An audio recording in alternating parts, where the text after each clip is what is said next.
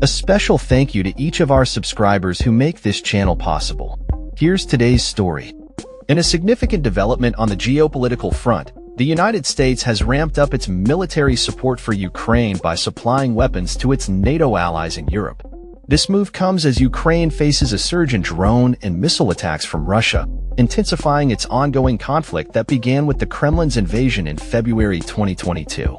President Donald Trump, in a recent NBC interview, emphasized that NATO is financing the acquisition of these weapons. "We're sending weapons to NATO, and NATO is paying for those weapons, 100%, Trump stated. "What we're doing is, the weapons that are going out are going to NATO, and then NATO is going to be giving those weapons to Ukraine."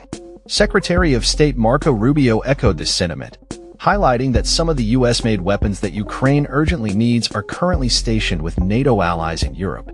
He noted that transferring these weapons from Europe to Ukraine is a much faster process compared to ordering new supplies from US factories. "It's a lot faster to move something, for example, from Germany to Ukraine than it is to order it from a US factory and get it there," Rubio explained during a visit to Kuala Lumpur, Malaysia. The urgency for military aid is palpable, especially as Ukraine seeks additional US-made Patriot air defense systems to bolster its defenses against Russian ballistic and cruise missiles. Despite previous hesitations regarding the provision of military aid, Trump has indicated a renewed commitment to sending defensive weapons to Ukraine. Recent reports confirm that 155mm munitions and precision-guided rockets are en route to assist the beleaguered nation. European countries, including Germany and Spain, have also been identified as possessing Patriot missile systems, with some already placing orders for additional units. The US is actively encouraging its NATO allies to supply these critical defensive systems, suggesting that financial agreements can be made for replacements. Ukrainian President Volodymyr Zelensky has made a direct appeal for more military support, specifically requesting an additional 10 Patriot systems and missiles. Germany has committed to providing 2 systems, while Norway has agreed to supply 1. The backdrop to this military escalation is Russia's recent strategy of overwhelming Ukraine's air defenses through sustained aerial assaults. In a concerning trend, Russia has launched over 700 attack and decoy drones at Ukraine, marking a significant increase in the frequency and scale of these attacks.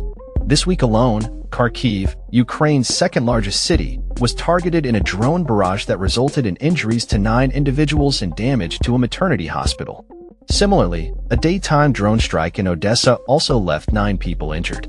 "There is no silence in Ukraine," Zelensky remarked following the attacks, underscoring the relentless pressure Ukrainian cities are under.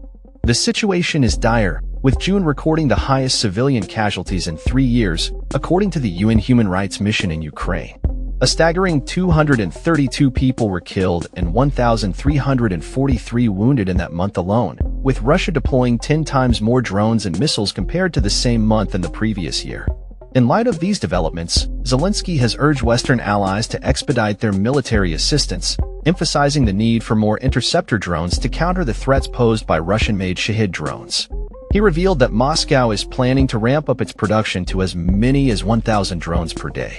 In response to the ongoing aerial threats, Ukrainian authorities have announced the establishment of a comprehensive drone interception system, dubbed Clear Sky.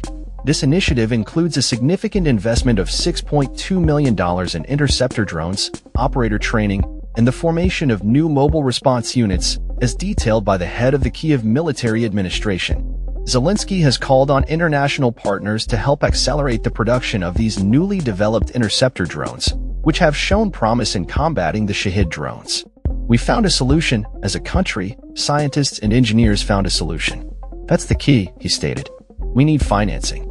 And then, we will intercept." The urgency of the situation is clear as Ukraine continues to navigate the challenges posed by Russia's aggressive military posture. As the conflict continues to evolve, the international community remains watchful of the developments and the implications for global security. That's all for this story. We upload videos every day covering many different subjects, so hit that subscribe button to stay informed. Thanks for watching.